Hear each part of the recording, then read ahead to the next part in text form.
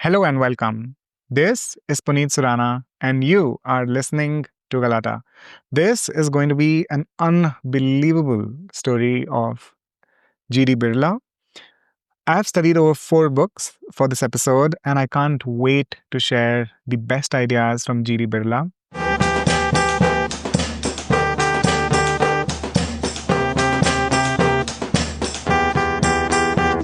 I want to start off with this highlight that I read. Um, Now, people talk only of people who have got money. They forget that if you read the Puranas, you do not find any history of some big landlord or a big merchant doing something. It is all about good people. Values have now changed. I don't like it myself. This, I think, is the essential paradox of G.D. Birla. On one hand, you have this amazing, endless capacity of building enormous wealth. And on the other hand, there is this deep drive for inner character, for spirituality, and meaning. That is what I think we're going to study today, and I'm excited about it. Let's get to his roots. In our village, no one bothered with newspapers. No one could read or write English. At the age of 4, I was put under a tutor who claimed to know more about arithmetic than reading and writing. And so my education began with figures: addition, subtraction, multiplication, division, etc. At the age of 9, I learned a little reading and writing and got a smattering of English. My school education, however, ended with the first book of reading by Pyare Charan Sarkar when I was only 11. I hated to be taught by a teacher. So, after I left school, my books, the newspaper, a dictionary, and a copybook became my main tutors. It was in this way that I learned English, Sanskrit, and one or two other Indian languages, history and economics, and read quite a large number of biographies and chronicles of travels, of which I'm still fond. Another highlight is my great grandfather was a manager in a commercial house on a paltry pittance of rupees 10 per month. And when he died, my grandfather, at the age of 18, decided to start his own independent business and so went forth to Bombay to seek his fortune. Subsequently, my father expanded the concern, and when I was born, we were considered to be quite a well to do family with an established business stretching back nearly 35 years. Thus, when I concluded my so called schooling, I was directed to join the family business, and at the age of 12, I took a plunge into it. But I was fond of learning and continued my self inflicted education even after leaving school. I was 10 years old and was in Bombay. One day, a police inspector from my native village, Pilani, came to visit us. My grandfather, wanting to be nice to him, called me and said I should take him to see a drama stage play. The year was 1904. I engaged a horse drawn carriage, bought the best and most expensive ticket, which was 1 rupee each. It was customary to eat something. This cost 4 annas. For our return journey, it cost another 6 annas. After we sat through for an hour, the inspector, who did not understand a word of Gujarati, got tired and we returned home. On return, the inspector asked me how much I had spent that day. I counted and said it was 3 rupees and 4 annas. He calmly replied, "It would have been much more helpful to me had you given that 3 rupees and 4 annas to me instead of all the terribly wasteful expenditure." This was the situation in those days. There was very little money to go around, and it meant hard work to earn money.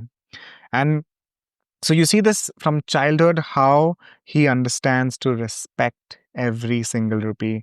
Even small excess is a waste. And this would become legendary throughout his entire business life. Again, cost consciousness is a fundamental trait that you and I observe in almost every single founder that we're going to study here. The maxim is, gentlemen, watch your costs. He learned it very early. A bit about his political awakening and the pull of reading. Hear this out. Perhaps my reading may have inspired me to work for the political freedom of the country and to make contacts with the political leaders of the day. The Russo-Japanese War had created a wave of enthusiasm among Asiatic nations, and India did not escape this surge. As a child, my sympathies were definitely with Japan, and the ambition of seeing India free began to excite me. But as I have said, we had no political background in the family or in the village or the community in which I was born. My interest in politics, therefore, was not looked upon with great favor by those around me. But still, this was not enough to attract me towards Gandhiji. And so I believe that it was a kind hand of fate that brought me to him. It's not a political family, it's not a born rebel, it was books, life, history, ambition that was opening the world of G.D. Birla. We got to get to how Birlas got to where they were at the point of GD taking over their first fortune. And I like what Charlie Munger says about first fortunes. He says something to the tune of every fortune started with a crime or something like that. And in a way, this is true with Birlas as well. Behind every great fortune, there is a crime. Anyways, hear this out. There, they found themselves a niche in the firm of Tarachand Ghanshyam Das. Before I, so early 19th century, the financial capital was Calcutta. So this young G.D. Birla moves from Bombay to Calcutta in search of business. There, they found themselves a niche in the firm of Tarachand Ghanshyam Das, an enormously influential firm which helped the Birlas learn about the opium and jute markets of Calcutta.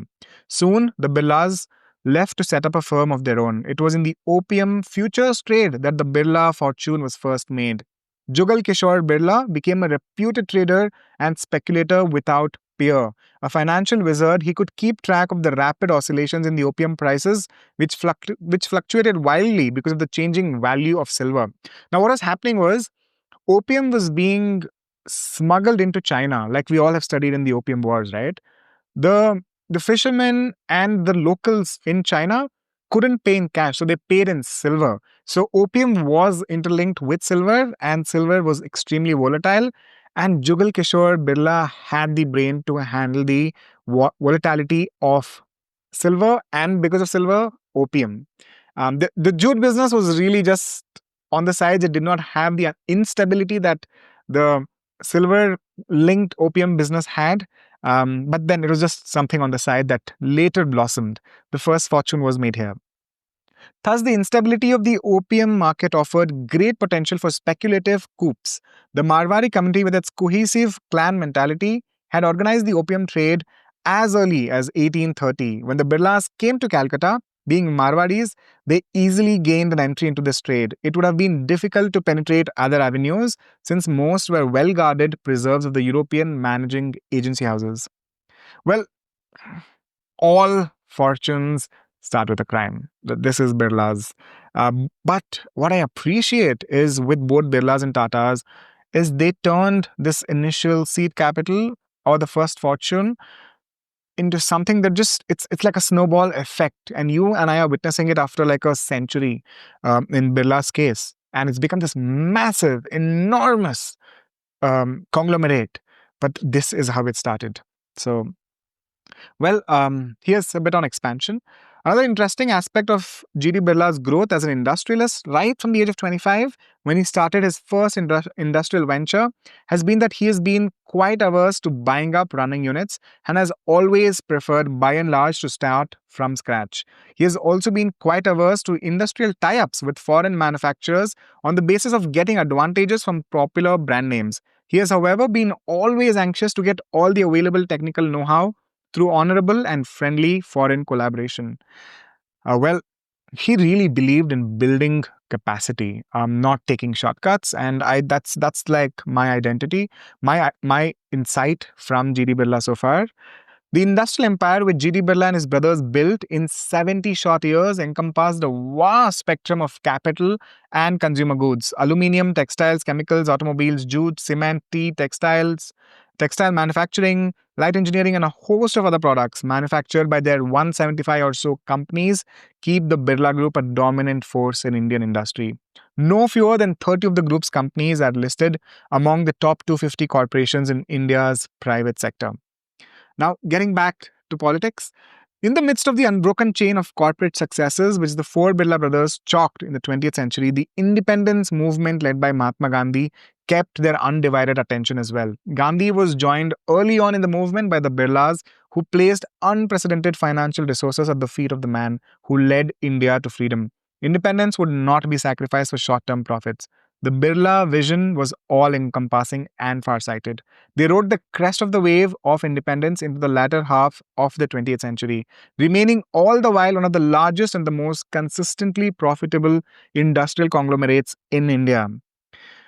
I think it's a shame we don't study founders like G.D. Birla in our universities.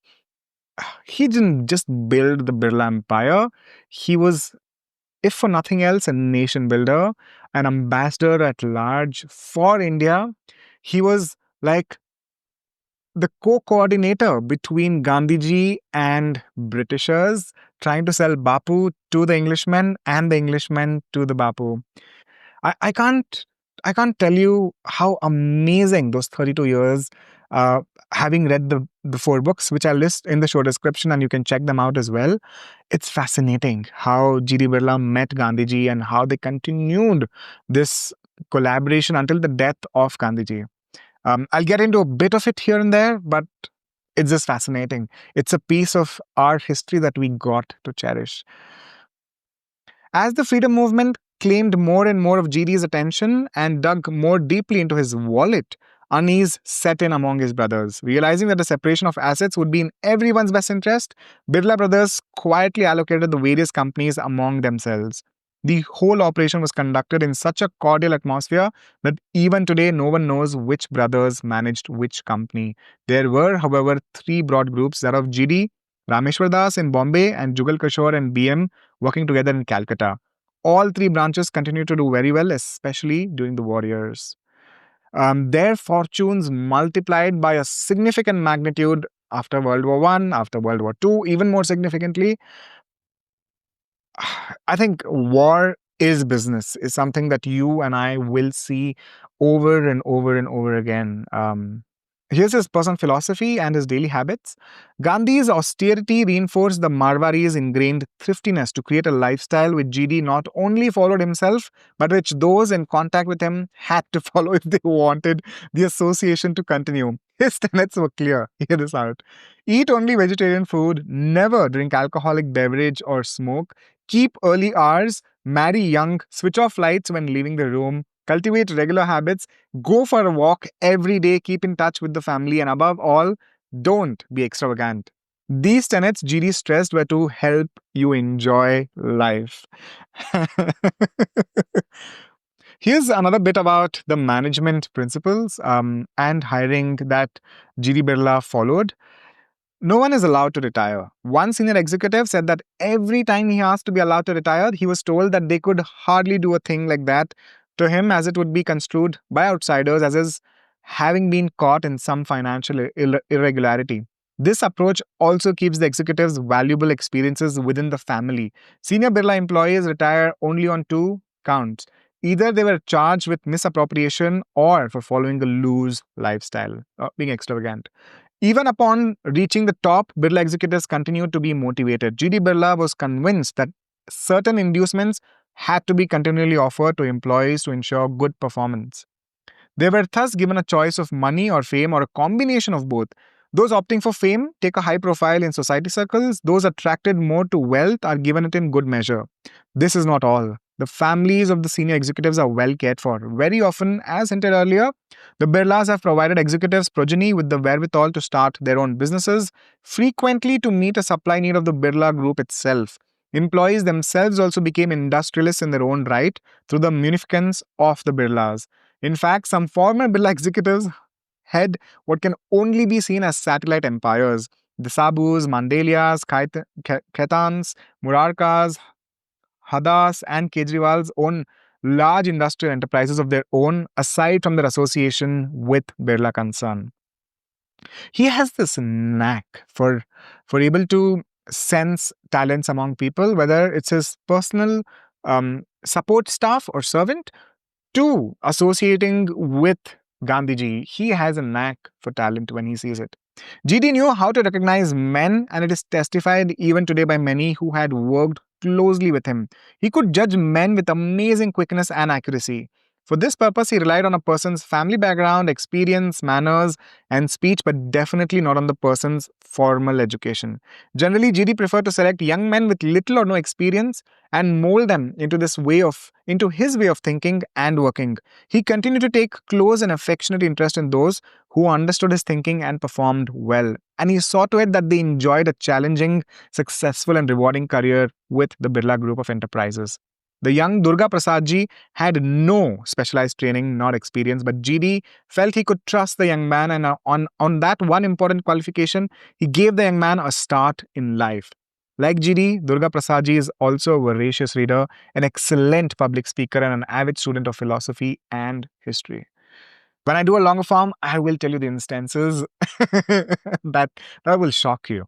Um, but let's get back to employee stories.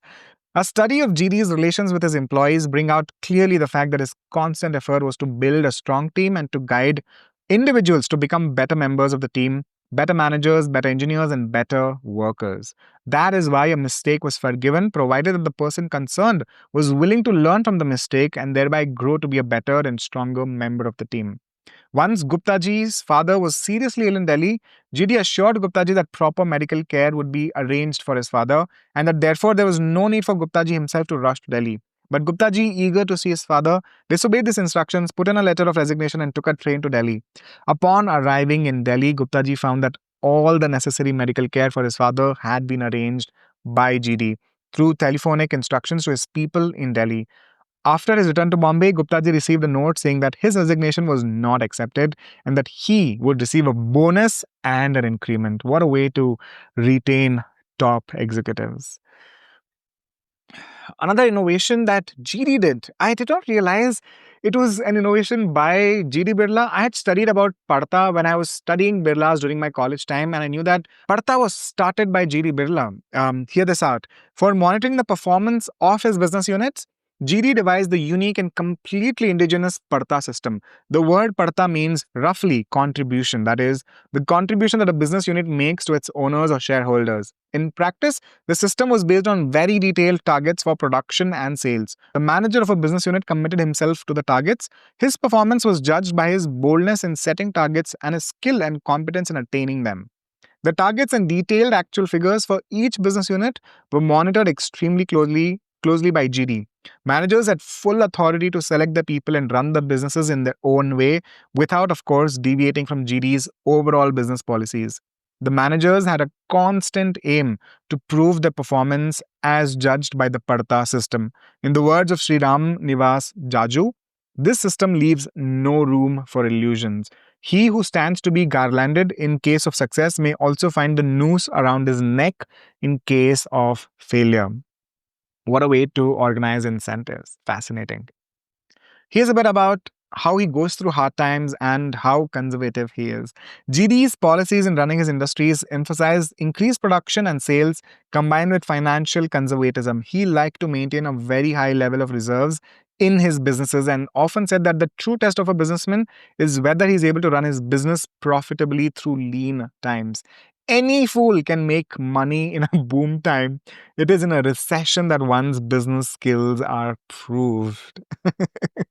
Any fool can make money in the boom time. It is in a recession that one's business skills are proved. Hindalco is today a large, successful, and very profitable company, and GD's original decision to set up the plant has thus yielded fabulous dividends. Renukut is today a self-contained township with various types of staff quarters, markets, schools, hospitals, railway station, telephone exchange, social service clubs, and so on.